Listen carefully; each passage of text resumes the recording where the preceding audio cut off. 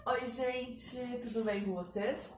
Como estão? Como estão de quarentena? Estão se cuidando? Eu espero que sim, espero que vocês estejam em casa, se resguardando, com a família de vocês, estudando, que é muito importante, tá? Quero voltar às aulas na escola com todo mundo bem, poder abraçar, beijar todo mundo, para que a gente consiga passar por essa juntos, tranquilos e saudáveis, certo? Não fujam da quarentena! Bem, agora, a aula de hoje, intertextualidade.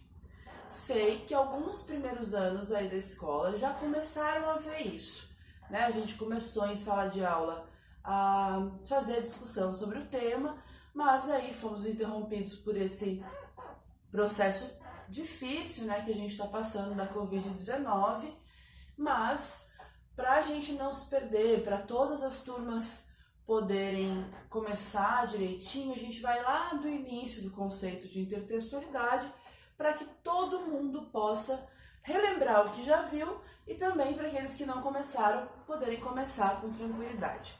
Façam assim, peguem a apostila 1 de vocês, tá?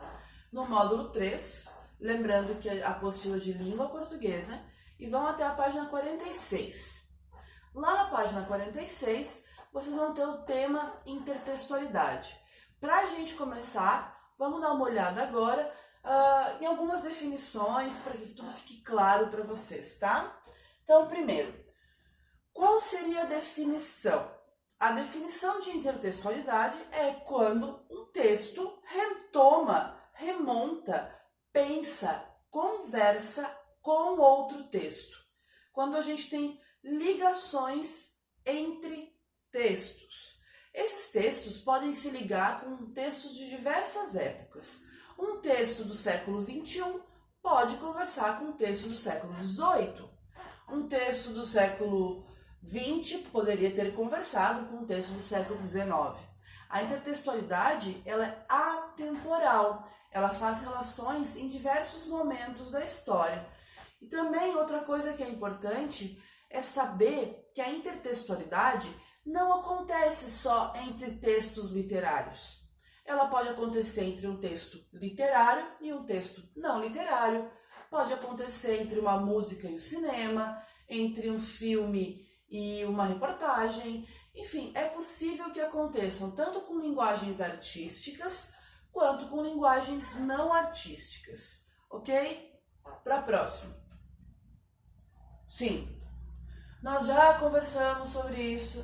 Sim, vocês já sabem o que é texto, mas eu preciso garantir que todos vocês se lembrem direitinho do que se trata quando a tia Camila fala sobre texto, tá? Então, assim, texto não necessariamente tem relação com alguma coisa que está escrita. O texto é tudo aquilo, toda a mensagem produzida por um emissor para um receptor. Então é bom lembrar que um texto pode ser uma música, pode ser um filme, pode ser libras, pode ser qualquer tipo de comunicação, tá? Desculpa às vezes me fazer repetitiva, mas é que às vezes a gente está tão acostumado com a ideia de que texto é algo escrito que a gente se perde na curva, tá bom? Vamos então para definições diferentes, tipos de intertextualidade. A gente vai ver que a gente tem paródia, citação, estilização, que a gente vai ter tipos de reprodução. Então vamos olhar uma por uma para garantir que fique claro todos os elementos de intertextualidade para vocês. Vamos lá. O primeiro deles é a paráfrase. A paráfrase é quando um texto reescreve outro, tá? Dando outros sentidos, dando outros significados. Eu pego ali um texto pronto, brinco com as palavras, mudo uma coisa ou outra naquele texto e aí eu estou fazendo uma ironia, uma brincadeira, dando um outro tipo de sentido intelectual e aí vai depender muito da proposta do autor. Aqui eu trouxe para vocês uma música do Chico Buarque de Holanda que chama Bom Conselho. E ela fala assim: ouça um bom conselho que eu lhe dou de graça. É inútil dormir, que a dor não passa. Essa é a primeira estrofe da música. E aí quando eu vejo isso, eu vejo aqui, ó. Ouça um bom conselho que eu lhe dou de graça. Essa é a parte da música. A música conversa com ditados populares. Então, o ditado que ela está conversando, o ditado que ela está parafraseando aqui é: se conselho fosse bom, se vendia, não se dava. Vocês já devem ter escutado isso por aí. E a outra parte dessa estrofe é inútil dormir que a dor não passa. Muitas vezes vocês já devem ter escutado: vai dormir que passa, né? São ditados populares que aqui o autor faz uma paráfrase e muda o sentido deles, certo? Então tá aqui uma discussão sobre o que seria parafrasear, que é um tipo de intertextualidade. Agora aqui, paródia. Gente, o termo paródia vem do grego, né? Muitas das nossas palavras vêm do grego e do latim. Então aqui para, que é contra ou ao longo de, né? E odos, que é canto. Então com o canto contra algo ou canto ao longo, né? Perpassando algo. Normalmente, gente, paródia é quando eu utilizo uma música, um texto literário para fazer uma ironia, para debochar. Eu pego aquele texto e fico zoando de alguma coisa, pegando normalmente o ritmo do texto, pegando palavras-chave daquele texto. Eu trouxe para vocês duas músicas aqui, que eu vou deixar a aula com o link direitinho para vocês acessarem, que é uma música da Anitta e depois uma paródia dessa mesma música. Eu posso dar várias dicas de diferentes paródias para vocês. Vocês já devem ter visto um filme que chama Todo Mundo em Pânico. E aí tem, que é um filme de terror e tal, perseguição, um assassino. E aí desse mesmo filme tem umas paródias debochando dessas coisas de que filmes de terror fazem sempre as mesmas cenas, então um deboche bastante forte. Existem deboches de filmes de terror que são paródias. Também já citei até em algumas salas de aula uma música da Silvia do Fryer, que vai fazer uma paródia da música Mulheres, do Martinho da Vila. Então fica aqui a dica para vocês conhecerem essas paródias e escutarem em casa as paródias que eu estou enviando aqui no link para vocês poderem entender um pouquinho melhor. Infelizmente a gente não pode colocar as músicas por questão também de direito autoral, mas assim que vocês puderem escutá-las pelo YouTube, por favor, façam isso. Agora aqui, citação. Gente, citação é o tempo todo. Vocês devem me ver em aula fazendo isso o tempo inteiro. Eu cito um poema, eu cito um trecho de um livro, eu cito uma música. Isso é muito comum, a gente produz citação o tempo todo. E citação é literalmente eu reproduzir um trecho de algo dentro de outro texto. Né? A gente chama isso de citação ipsis literis. Vocês provavelmente vão encontrar essa expressão quando forem estudar mais a fundo em intertextualidade. Então eu trouxe aqui uma das citações mais conhecidas de vocês, provavelmente, tá? Tem um poema do século XIX que chama Canção do Exílio.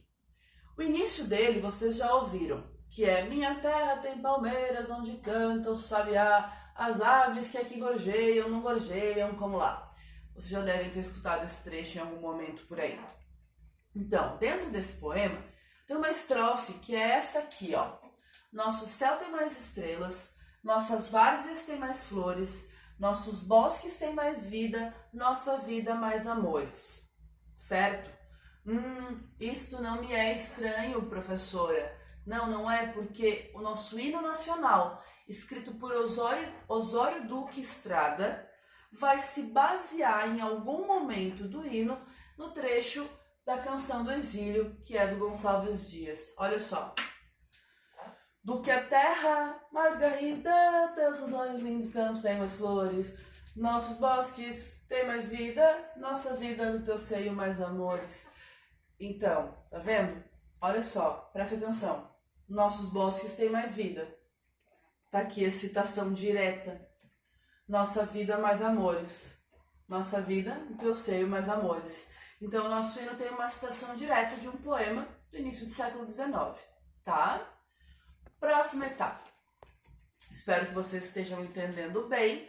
Logo, logo a gente vai ter uma aula em que a gente vai poder conversar, trocar ideia. Eu posso tirar todas as dúvidas de vocês, tá? Então, fiquem atentos e vão anotando aí no livro. Agora aqui, estilização. Gente, estilização não é uma mudança de significado. Estilização é uma mudança estética. Eu pego uma coisa mais antiga, atualizo, adapto. É muito comum, por exemplo, vocês verem estilização quando se trata de passar um livro e transformá-lo num filme. Ou então, quando a gente pega, quando a gente é mais novinho lá na escola, a gente deve ter lido, assim, uma adaptação de um livro famoso para quadrinhos. Isso é estilizar, é um tipo de intertextualidade. Eu coloco aqui, por exemplo, para vocês, um link do YouTube de uma série que chama Capitu. Sim, de novo, sempre será Capitu, Camila sempre estará Dom Casmurro, mas de uma série que chama Capitu, que é uma estilização do livro, que foi feita pela Rede Globo, que ela é muito bonita, fica a dica, assim também como qualquer filme que vocês veem de adaptações de livros, que são estilizações. Última coisa que a gente vai ver agora como teoria. A epígrafe. Gente, epígrafe é um texto, um trecho completo de um texto que vai estar escrito ou no início de um livro ou no início de um poema. Esse texto, esse trechinho que um autor usa, serve para, em algum momento, basear a sua ideia. Ele normalmente representa a ideia que será representada ao longo do texto. Eu trouxe aqui para vocês como exemplo o livro chamado Noite na Taverna, de um escritor romântico que chama Álvares de Azevedo, e ele, logo no início do livro, já faz duas epígrafes. Uma em inglês e a outra em português. Então é exatamente isso. Uma citação de um outro autor para iniciar o seu texto. Camila, mas isso não é uma citação? Não. Quando estiver no início, sendo a abertura do texto, a gente chama de epígrafe, tá? E aí, assim, a gente tem aqui uma reprodução, né, que é a Mona Lisa do Leonardo da Vinci sendo reproduzida pelo Maurício de Souza com a Mônica. E a gente tem os Tartaruvas Ninjas, que vocês, quem pesquisou, quem deu uma olhada e tal, sabe, por exemplo, que tem essa marca Hortifruti que utilizou filmes famosos para fazer as suas reproduções na propaganda. Tá, gente? Então, assim, deixei aqui em aberto uma biblioteca pra gente, porque eu quero dar uma primeira dica para vocês de um livro pra gente ler. Muitas vezes a gente está na quarentena, não tenho nada para fazer. Então, vamos ler um livro? Camila, ler um livro eu não gosto. Deem uma chance para o livro que eu vou falar para vocês agora. Esse livro chama Crônica de uma Morte Anunciada. O escritor dele é o Gabriel Garcia Marques. É o primeiro Nobel da América Latina, o primeiro Nobel de Literatura da América Latina, tá? Ele ganha esse Nobel não com esse livro que eu falei, mas com um livro que chama 100 Anos de Solidão, que é bem maior, mas se quiserem ler também, está super à disposição na internet. O Crônica de uma Morte Anunciada é uma novela bem curtinha, assim, tá? E quando a gente abre o livro, tá lá escrito assim: o dia em que Santiago Nassar morreu. Aí a gente começa a ler o livro, né? E aí a gente vai vendo Santiago Nassar andando e fazendo um monte de coisa e ninguém acredita que esse bicho vai morrer. Porque não é possível que aquele bicho vai morrer. Porque é impossível que ninguém avise ele. E o livro é extremamente surpreendente, uma narrativa super rápida, que vai deixando a gente angustiado porque não é possível, porque você quer saber o que está acontecendo, tá? Eu acho que Crônica de uma Morte Anunciada é um livro que a gente pode ler, gostar e depois eu ainda estou esperando feedbacks de quem tentou fazer a leitura. Certo, gente? Para acabar a nossa aulinha, eu quero que vocês façam alguns exercícios. Eu quero que vocês façam os exercícios da página 49, que é o exercício 1 e 2, e da página 51, que é o exercício 5. Na descrição do vídeo, vocês vão ver que também a professora vai liberar, tá? Uma sequência de exercícios no plural para vocês poderem praticar coisas sobre intertextualidade, tá bom? Até a nossa próxima aula. Cuidem-se, leiam, descansem e hidratem-se.